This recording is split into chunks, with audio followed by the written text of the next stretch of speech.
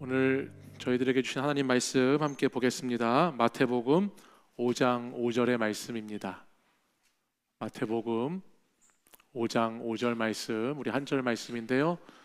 우리 이 말씀 두 번 저와 함께 읽도록 하겠습니다. 마태복음 5장 5절 같이 읽겠습니다. 시작. 온유한 자는 복이 있나니 그들이 땅을 기업으로 받을 것이며. 한 번 더 읽겠습니다. 온유한 자는 복이 있나니 그들이 땅을 기업으로 받을 것이며. 아멘. 우리 옆에 계신 분들하고 인사하겠습니다.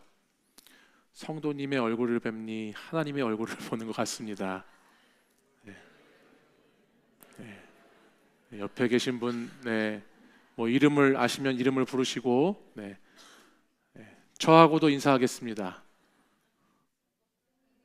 성도님들의 얼굴을 뵈니 하나님의 얼굴을 뵙는 것 같습니다. 아멘.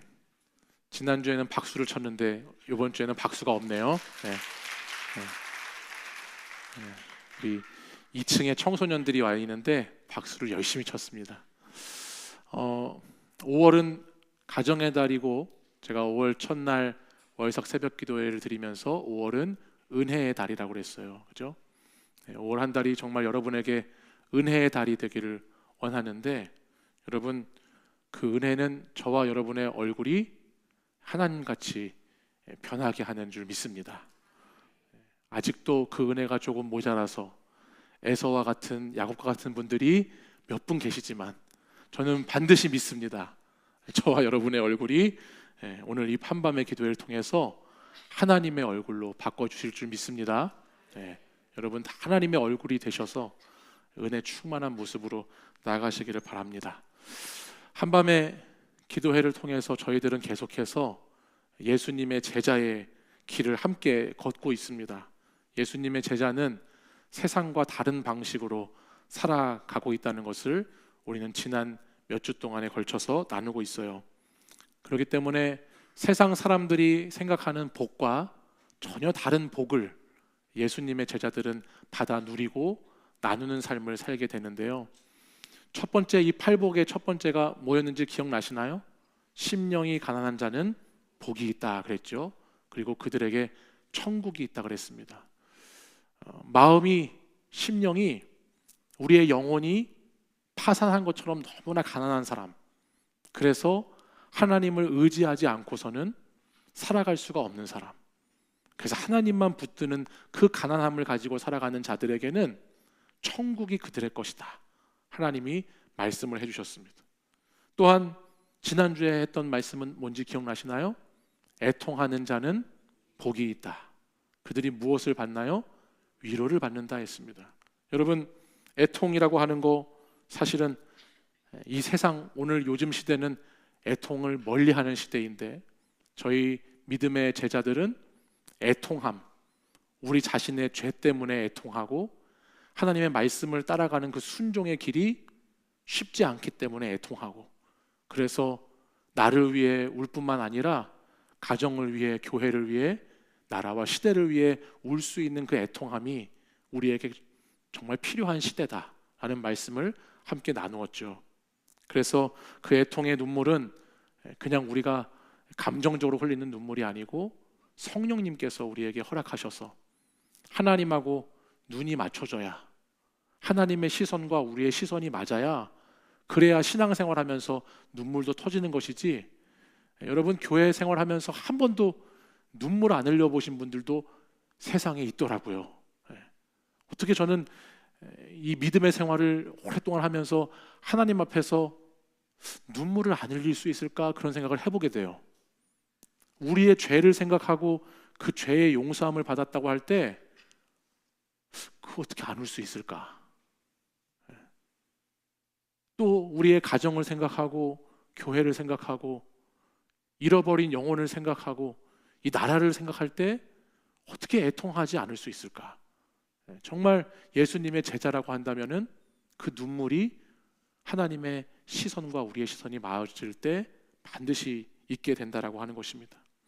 저는 오늘 이 금요 한밤의 기도회도 여러분의 시선이 하나님과 교환이 되시고 가난한 심령으로 주님께 기도하실 수 있기를 원합니다. 그런 기도가 막 터져 나왔으면 좋겠어요. 여러분의 심령에 있는 기도, 또 애통하는 기도, 그런 기도가 이 시간을 통해서 흘러나올 줄 믿고요. 오늘 말씀은 이제 세 번째 팔복 중에 세 번째 복인데, 아마 이 팔복 가운데에서 우리나라 사람들이 제일 좋아하는 복이라고 알려져 있는 복이에요. 온유한 자에게 주시는 복. 온유한 자에게 무슨 복을 주시죠? 땅을 기업으로 주신대요. 그래서 많은 목사님들이 이 말씀을 가지고 이야기하실 때마다 제가 들었던 얘기가, 우리나라 분들이 제일 좋아하는 복이라고, 땅을 준다니까, 땅을 상속받는다고 말씀하시니까 얼마나 반갑겠습니까? 어렸을 때 땅 따먹기 게임 해보셨어요? 어렸을 때 저도 땅 따먹기 해봤는데, 이렇게 분필로 땅에 그리거나 아니면 날카로운 돌로 땅에 이렇게 그려가지고 그 땅 따먹으려고 저도 얼마나 열심히 했는지, 그때 땅을 많이 땄는데 어디 갔는지 하나도 없어요 지금. 그렇게 땅 따먹기 게임을 하는데요, 오늘 말씀해 보니까 정말 땅땅거리면서 살 수 있는 복이 있다고 했는데, 그게 누구에게 있느냐 말씀을 보니까 온유한 자에게 있다 그랬습니다. 평소에는 온유함과는 거리가 머셨는데 땅을 준다고 하니까 좀 관심이 가져지시는 분들도 계시죠, 그렇죠? 그래서 오늘 그 온유한 자의 복에 대해서 좀 같이 나눠보려고 합니다. 사실 우리가 사는 이 시대의 모습은요, 온유함하고는 조금 거리가 좀 있습니다. 온유하다, 이런 것을 가지고서는 이 시대를 살아가기가 참 힘들고 어렵다라고 생각하는 세상입니다. 어떻게 해서든지 악착같이 벌고 차지하고 지키고 빼앗아야지만, 그래야 땅 살 수 있는, 그래야 땅을 가질 수 있는 세상이 오늘 우리가 사는 세상입니다. 온유라고 하면 말 그대로 온순하고, 그러니까 따뜻하고 부드럽다라는 걸 뜻하는데, 여러분, 이 험한 세상을 온유함으로 살기가 쉽지 않습니다. 승자 독식의 사회에서, 목소리 큰 사람이 이기는 세상에서 따뜻함과 부드러움을 가지고서 잘 살 수 있다는 것은 내 몫을 차지하기도 힘들 뿐만 아니라 손해도 봐야 되고 잃어버리는 것도 많이 생기게 되는 거라고 우리는 기본적으로 그런 생각을 가지고 있습니다. 여러분, 자녀들을 한번 생각해 보시면, 아이가 밖에 나가서 한 대 맞고 오는 게 좋은가요? 한 대 때리고 오는 게 좋은가요? 부모님들 계시는데, 여러분 자녀들이 어떤 게 더 나았다고 생각하세요? 저희 어머니가, 제가 초등학교 때 한 대 맞고 들어온 적이 있어요. 초등학교 때, 그때는 이제 키 차이, 덩치 차이가 크잖아요. 애들이 초등학교 때 발육이 다르니까 항상 저한테 온유하라고 말씀을 하셨었는데, 제가 한번 맞고 들어온 적이 있어요. 그랬더니 바로 그 다음 날 저희 어머니가 그 저희 집 근처에 있는 합기도 도장을 저를 보내시더라고요.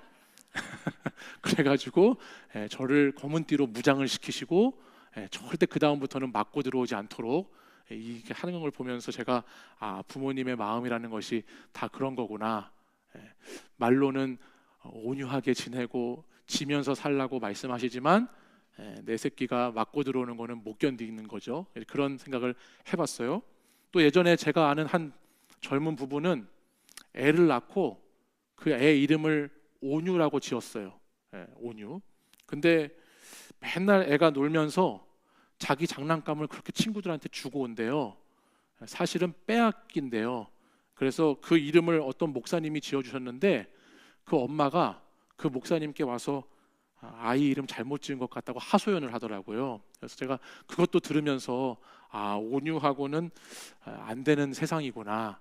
온유하면 손해보고 온유해가지고는 이 험한 세상에서 살아남기가 어렵다라는 생각을 해봤던 적이 있습니다. 그렇죠. 우리는 온유라고 생각하면 뭔가 약하고 또 좀 양보해야 되고 뭔가 유약한 그런 이미지가 떠오릅니다. 근데 오늘 이제 여러분과 나누게 되는 성경에 나오는 온유라고 하는 거는요, 그런 것과는 개념이 다릅니다. 오늘 말씀에서 말씀하는 온유는 그런 뜻이 아닙니다. 프라우스라고 하는 헬라어를 쓰는데요. 이 프라우스라고 하는 이 단어에 무슨 뜻이 담겨져 있냐면 야생마가 길들여지는 것 같은 상태를 온유라고 표현을 했습니다. 그러니까 야생마처럼 엄청나게 힘과 에너지를 가지고 있지만 그 힘을 잘 길들여서 그 힘이 쓰여져야 할 때 쓰고 빼져야 할 때 빠지는 그런 상태를 온유라고 한다는 겁니다. 그러니까 주인의 뜻을 따라서 잘 절제될 수 있는 거, 잘 견뎌낼 수 있는 거, 이것을 온유라고 하는 단어가 품고 있다는 거예요.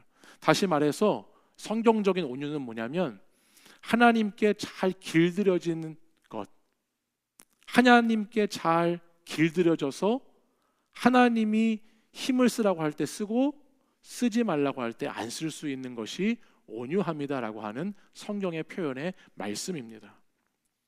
성경 말씀 가운데 이 온유와 관련돼서 직접 언급되었던 사람이 두 분 있습니다. 첫 번째는 예수님이 계시고요. 그 다음으로는 우리가 잘 아는 모세라고 하는 사람이 있어요. 민수기 12장 3절 말씀에 보면 이런 말씀이 기록되고 있는데 같이 읽어볼까요? 시작. 이 사람 모세는 온유함이 지면의 모든 사람보다 더하더라. 아멘. 온유함에 대해서 성경이 말할 때 우리는 모세를 빼놓을 수가 없습니다. 왜냐하면 모세가 온유한데 그 온유함이 지면의 모든 사람보다 더하다. 이 땅에 있는 모든 사람들 중에서 모세만큼 온유한 사람이 없다라고 성경이 말하고 있기 때문입니다. 근데 여러분, 출애굽기부터 시작돼서 나오는 모세의 모습을 보면 이 온유함과는 거리가 굉장히 멀다라는 것을 생각해 보지 않을 수가 없습니다. 모세는 출애굽기 2장에서 자기 동족을 괴롭히는 애굽 사람을 어떻게 했나요? 쳐서 죽였습니다. 그러니까 그 무슨 혈기라고 할까요? 본인의 어떤 그런 분노를 통해서 어떤 사람을 쳐서 죽음에 이르게 할 만큼 굉장히 다혈질적인 자기 조절이 안 되는 사람이 모세였어요. 또한 모세라고 하는 사람이 그렇게 온순하지도 않아요. 왜냐하면 하나님께서 그를 쓰시겠다고 부르셨어요. 근데 말씀을 읽다 보니까 무려 5번이나 자기는 무능력하고 말이 둔해서 하나님께 쓰임받을 만한 사람이 아니라고 5번이나 하나님의 부르심을 거절합니다. 제일 많이 거절한 사람이에요. 또한 그만큼 고집이 있었다는 거죠. 출애굽기 32장에 가보면 그가 하나님의 언약궤를 시내산에서 받아서 이스라엘 백성들에게 내려옵니다. 근데 그때 백성들이 시내산에서 율법을 받는 동안에 금을 모아서 금송아지를 만들고 우상을 숭배하는 행위를 모세가 딱 보게 되니까 모세가 어떻게 했는지 아시죠? 저는 감히 그렇게는 정말 못할 것 같은데 하나님께 받은 10계명의 돌판을 집어 던졌다라고 성경이 표현하고 있어요. 누가 맞으면 어떻게 하려고? 그 돌판을 집어 던질 만큼 얼마나 이 안에 분노가 있었는지 그거를 집어 던져 깨뜨렸습니다. 민수기 10장에서는 이스라엘 백성들이 광야를 통과하면서 물이 없다고 원망을 했습니다. 그래서 하나님께서 너는 반석에게 명하여서 물을 내라 그러셨는데 여러분 잘 아시죠? 모세가 반석을 지팡이로 2번 내리치면서 물을 얻어냅니다. 자기 감정을 조절하지 못하고 있는 그대로 표출하고 있는 그대로 자기 마음대로 어떻게 보면 행동했던 사람이 모세인데, 아니 도대체 모세에게 무슨 일이 있었길래 그가 이 지면에 있는 모든 사람보다 온유함이 더하다, 최고로 온유한 사람이라고 이야기를 했을까? 참 궁금하지 않을 수가 없어요. 근데 이 민수기 12장 3절에 이 말씀이 기록되어 있는데 이 말씀이 기록된 앞부분 또 뒷부분을 가만히 살펴보면 거기에서 우리는 단서를 찾게 됩니다.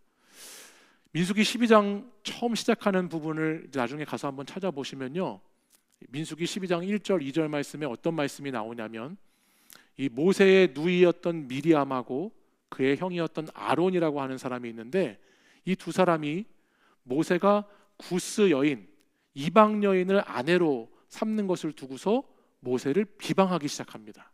모세를 대적한다는 거예요. 그러면서 모세만 하나님 사람이냐? 우리도 하나님 사람이다. 막 이러면서 모세에게 막 비난을 하는 거예요. 그 전까지는 모세가 광야에서 이스라엘 백성들을 인도하면서 백성들의 원망만 들었는데, 이제 가장 가까운 가족이, 자기 형제가 자기를 대적하고 비방하는 그런 위기가 모세에게 찾아왔습니다. 여러분, 우리가요, 이 온유함을 가장 드러내기 어려운 사람들이 누구냐고 하면은 가족들이에요. 가족들. 우리가 온유하려고 해도 여러분들 지금 보시기에는 다 이렇게 젠틀해 보이시고 옆에 보시면은 이렇게 나이스해 보이셔도 집에 가면 이렇게 다 달라지는 분들이 계시잖아요. 그러니까 정말 온유함을 나타내기가 가장 어려운 공동체가 어디냐? 그게 가정이라는 거예요. 가정. 완전히 다른 사람으로 살아가시는 분도 더러 있어요. 제가 예전에 저 참 재밌는 경험을 했는데, 제가 아버님하고 어렸을 때 신방을 많이 다녔거든요. 저는 독생자다 보니까 어디 그때 있을 데가 없어서 아버님께서 신방 가실 때 많이 따라다녔는데 깜짝 놀란 적이 있습니다. 예전에 동네에서 이제 저희는 단독 주택가에 살았어요. 그래서 이렇게 막 동네마다 돌아다니면서 막 공놀이도 많이 했거든요. 막 피구 같은 거 하고, 아시는지 모르겠는데 그런 거 많이 하고 놀았는데, 놀다가 공이 어떤 집으로 담을 넘어서 들어간 거예요. 그래가지고 이제 그 공을 찾아야 되니까 그 집에 이제 가까이 가가지고 벨을 눌러서 이제 공을 좀 달라고 얘기를 하려고 갔는데, 그 집에서 막 큰 소리가 막 들리는 거예요. 막 소리가 들리고 막 샤우팅, 그 엄마의 샤우팅 아시죠? 엄마가 애들 혼낼 때 들리는 소리, 그게 막 들려가지고 제가 무서워서 담을 넘어서 초인 그 누르지를 못하고, 낮은 담이었어요. 그래서 담을 넘어서 살짝 공을 빼가지고 살금살금 그 집에서 도망쳐 나왔던 적이 있거든요. 근데 하루는 아버님께서 신방을 하시는데, 무슨 일이 있었는지 아시겠죠? 신방을 하셔서 점심때가 돼가지고 권사님들이 혼자 있으니까 밥 먹으러 같이 가자고 저를 불렀어요. 저를 데리고 가는데 점점 그 집에 가까워지는 거예요. 그래가지고 그 집 가까이에 가가지고 진짜 그 집 초인종을 누르더라고요. 그래서 그 집에 들어간 거죠.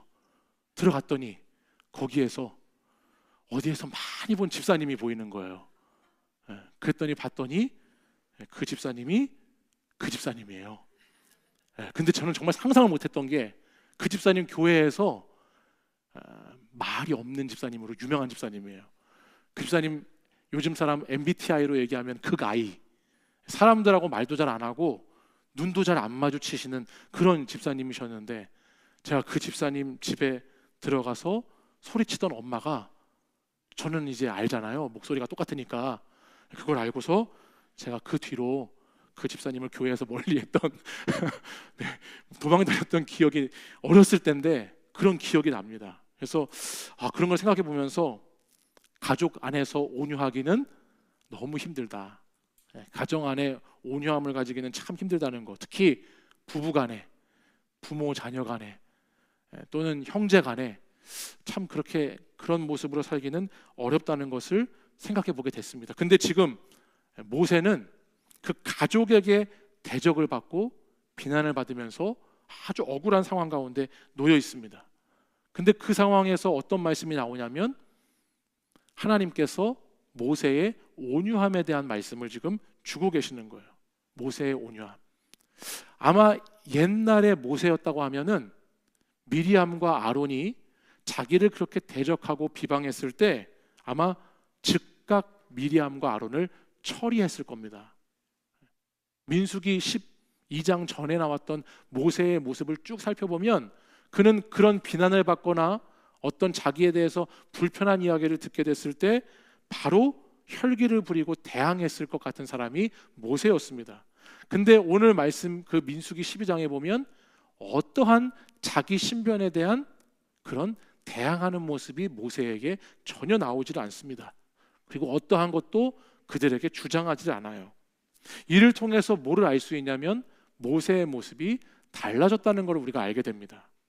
예전처럼 자기에게 있는 힘, 자기에게 있는 에너지 또는 권력을 가지고 스스로 그걸 사용하는 자가 아니고, 오늘 민수기 12장에 보니까 그는 하나님의 이끄심 속에서 자기가 감당해야 될 것을 묵묵히 감당하고 있는 모습을 보여줍니다.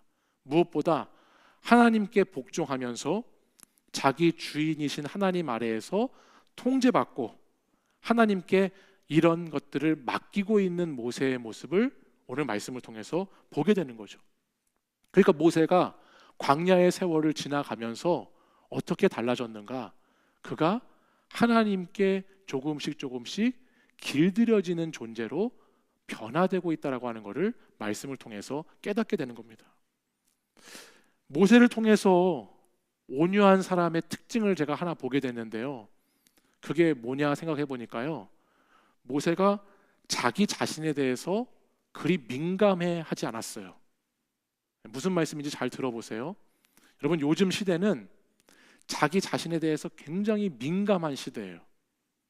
자기 자신에 대해서는 굉장히 예민한 사람들이 얼마나 많이 있는지 모릅니다. 그래서 내 기분, 내 감정, 내 이익, 이해관계 또는 내 어떤 것들에 대해서 조금만 자기를 건들게 되면 얼마나 그게 금세 분노로, 화로 나타나게 되는지, 참지 못하는지, 여기저기 부딪히는지 그런 사람들이 얼마나 많은지 모릅니다. 특별히 오늘 이 시대가 더 그렇습니다. 저는 이 생각을 하면서 이런 단어를 하나 생각해 봤는데, 문장을, 상처받은 자아의 우상을 섬기며 살아가는 사람이 굉장히 많다는 걸 보게 됩니다. 나 상처받았어. 상처받았다라고 하는 그 자아의 우상을 자기 스스로 굉장히 신실하게 섬기면서 나는 상처받으면 절대 안 되는 존재니까 누구라도 나를 건들기만 하면, 내게 손상 입히면 나는 가만히 있지 않을 거라고 하는 그런 마음으로 살아가는 세상의 사람들이 얼마나 많은지 모릅니다. 이 시대 가운데 이래서 상처받고 저래서 상처받고 모든 것이 상처라고 여기는 사람들이 얼마나 많은지 몰라요. 근데 정작 그 사람들을 가만히 생각해 보면, 그러면 나는 다른 사람들에게 상처를 주지 않느냐? 그렇지도 않더라고요. 잘 생각해 보세요. 오늘 자기 상처에는 굉장한 연민을 가지고 나라고 하는 우상을 섬기면서 나는 상처받으면 안 되는 것처럼 살지만, 내가 다른 사람에게, 아니 가까운 가족들에게, 교우들에게, 직장의 동료들에게 얼마나 많이 상처를 주면서 살아가는지는 잘 깨닫지 못하고 나만 변화하기에 바쁜 세상이 오늘 우리가 사는 시대입니다.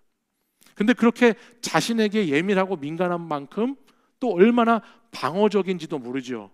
자신을 어떤 틀에 딱 가둬놓고요, 어떤 영역에서는 절대 이 방문을 누구에게도 열지 않습니다. 굉장히 방어적이에요. 심지어는 하나님께도 내 마음속에 있는 이 영역, 이 부분은 하나님이 똑똑하고 두드리셔도 절대 열지 않고 자기 방어를 통해서 하나님과도 소통하지 않으려고 하는 그런 시대가 우리가 사는 시대입니다. 물론 나를 지키려고 하는 그 긴장을 내려놓기가 참 어려운 세상이기 때문에 그런 모습도 이해가 가긴 하지만은, 안타까운 것은 뭐냐면 아주 지나치게 자기에게 예민하고 아주 지나치게 자기 방어적이고 아주 지나치게 자기 우상을 섬기면서 상처에 대한 부분을 가지고 정말 너무나 피곤하게 하고 옆에 있는 사람들을 괴롭히고, 그것이 가장 가까운 우리 가족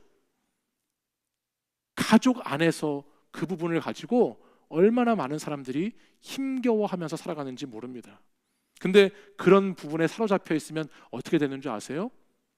우리가 어떠한 곳에 소속돼 있다 할지라도, 그것이 가정이든지 교회든지 여러분이 일하는 곳이든지 어디든지 간에 거기에 사로잡혀 있으면 진정한 평안도 기쁨도 만족도 우리가 결코 누릴 수가 없다라고 하는 사실이에요. 근데 모세가 달라진 것 중에 하나가 뭐냐? 전에는 이런 거에 견디지를 못했어요. 건들기만 해봐, 견디지를 못했다고요.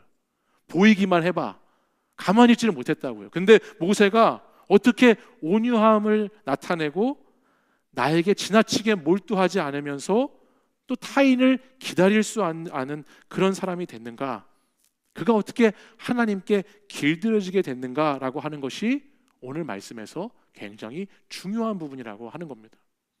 우리가 예수님을 믿는 사람 또는 예수님의 제자로 산다라고 하는 것은요, 오늘 이 말씀 온유한 자의 삶을 반드시 살아가야 되는 줄 믿습니다. 이거는 이미 우리에게 제가 첫 시간에 말씀을 드렸어요.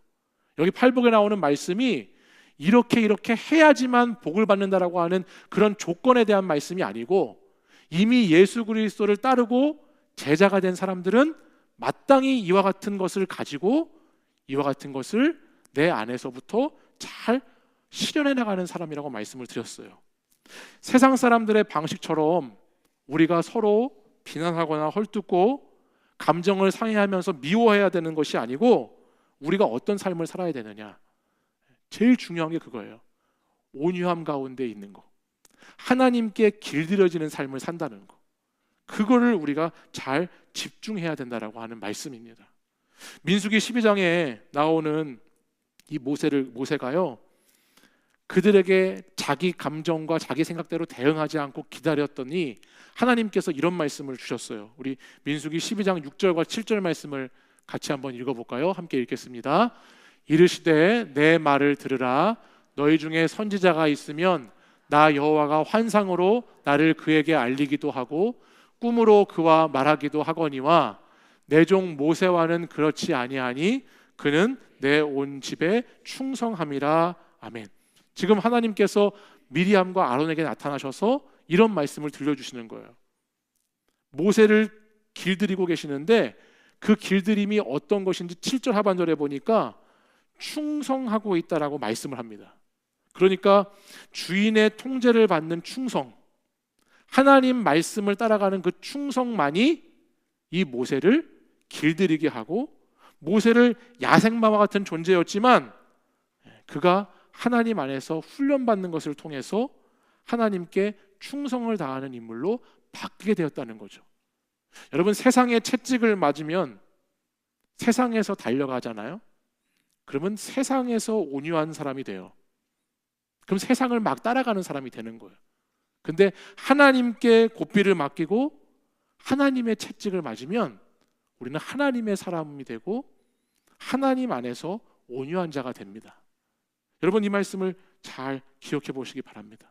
저는 오늘 저와 여러분이 오늘 우리가 가정을 위한 기도회로 이렇게 함께 또 우리 자녀들과 함께 모였는데 온유한 분들이 되셨으면 좋겠습니다.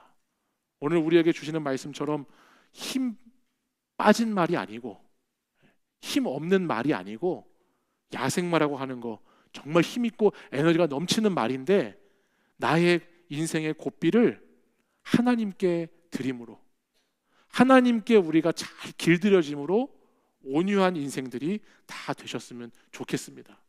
내가 생각과 감정에 따라서 화내고 싶을 때 마음껏 화내고, 내가 낙심하고 싶을 때 내 마음대로 좌절하고, 내가 미워하고 싶을 때 마음껏 시기하고, 그렇게 사는 사람들이 아니고 하나님께 우리 인생의 고삐를 잘 들여서 하나님께서 우리를 길들여 가시도록, 하나님께서 우리를 온유한 자로 만들어 가시도록 그 말씀 앞에 우리 자신을 잘 드릴 수 있는 그런 개인과 가정이 되시기를 원합니다.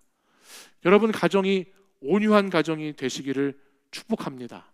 여러분 한 분 한 분이 하나님께 길들여가는 삶을 잘 사시면요, 그러면 그 가정은 행복한 땅이 되는 거예요.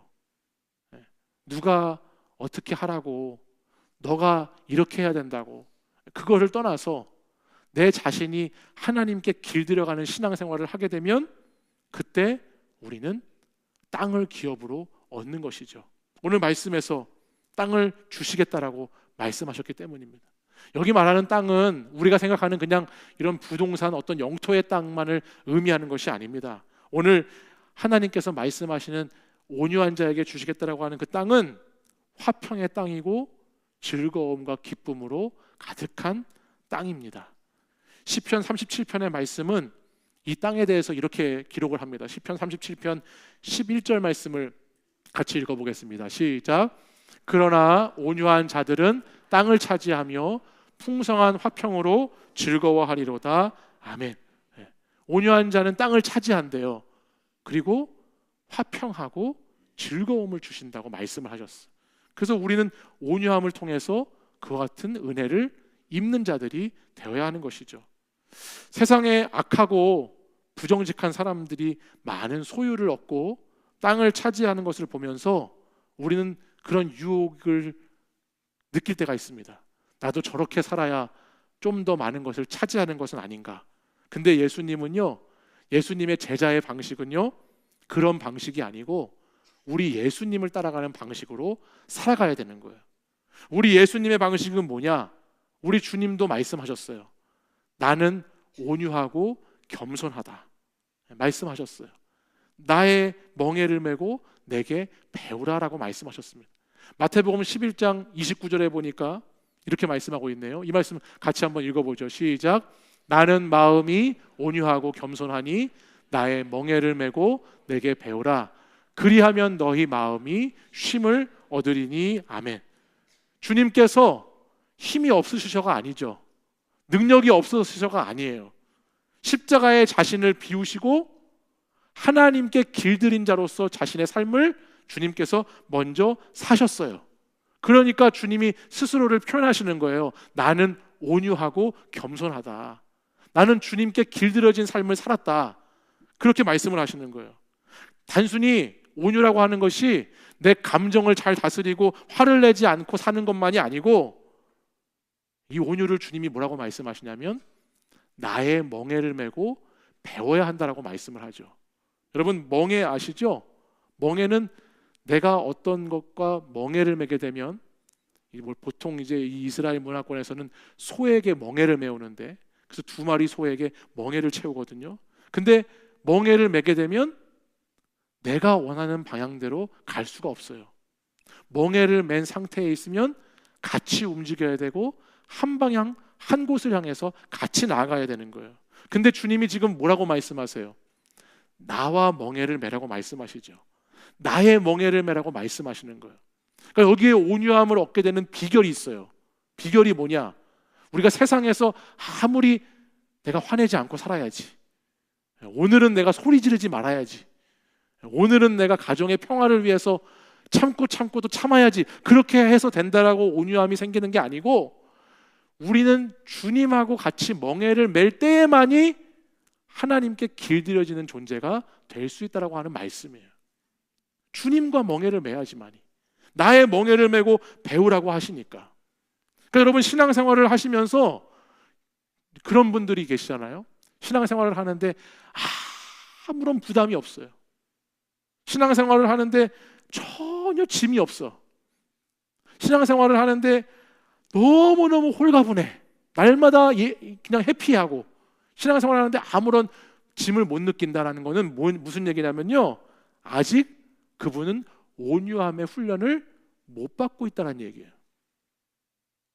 신앙생활을 제대로 하려면 주님의 멍에를 나도 매는 사람으로 살고 있다고 한다면 우리는 반드시 믿음 생활을 하면서 부담감을 가져요. 내가 주님하고 멍에를 같이 메고 있으니까, 내가 주님하고 같은 방향으로 가야 되고, 내가 주님 가시는 곳에 같이 가야 되고, 같은 선택을 해야 되고, 결정을 내려야 되니까 그 주님과 멍에를 매려면 어찌 내가 부담되지 않고 무겁지 않을 수 있겠어요. 그러니까 반드시 신앙생활에는 그 무게감이라는 것을 느껴야 된다는 거예요. 그리고 그걸 느끼는 과정 가운데 우리가 어떻게 변하는 거예요? 하나님께 길들여지는 존재로 변하게 되는 거예요. 그렇기 때문에 성경은 말씀해요. 이 온유라고 하는 것이 그냥 되는 게 아니라고 말씀을 하는 거예요. 이 온유라고 하는 것이 여러분 성경 말씀에 보면요, 성령의 9가지 열매 중에 하나잖아요. 사랑, 희락, 화평, 오래 참음, 자비, 양선, 충성, 그 다음에 온유가 있어요. 절제가 있고. 그래서 온유와 절제가 이어지잖아요. 이 온유는 성령의 열매 가운데 맺어가야 되는 거죠. 그죠? 열매를 맺으려면 그 나무가 뿌리를 내리고 자라서 가지를 펴서 잎사귀에 열매가 맺혀져야 되는데, 그러려면은 여러분, 우리의 믿음이 신앙이라고 하는 그 안에 심겨져야 되는 과정이 필요하잖아요. 이 교회라고 하는 안에 우리의 믿음이 심겨져서 이 믿음이 자라는 과정이 필요한데, 나는 믿음이 심겨지는 것도 원치 않고 잘하는 것도 원치 않고 그런 거 하나도 그냥 힘들이지 않기 원하는데 온유의 열매를 맺겠다? 이것은 말씀 자체가 성립이 안 되는 얘기. 그렇기 때문에 여러분, 교회에 와서 그냥 예배만 와서 드리고 가는 그런 신자가 되시면 안 돼요. 오늘 금요 한밤에 오시는 분들은 대부분 그런 성도가 아니시니까 얘기를 드리는 거예요. 교회에 와서 그냥 주일에 한번 이 의자에 와서 앉았다가 딱 1시간 예배 드리고 나아가서 세상 가운데 일주일 내내를 사는 사람이 되면 온유함의 훈련을 못 받게 돼요. 그 사람은 정말 온유함과 거리가 멀게 돼 있는 거예요. 아무리 그 사람의 성품이 착하고 좋다고 해도 온유함의 열매를 맺을 수가 없습니다.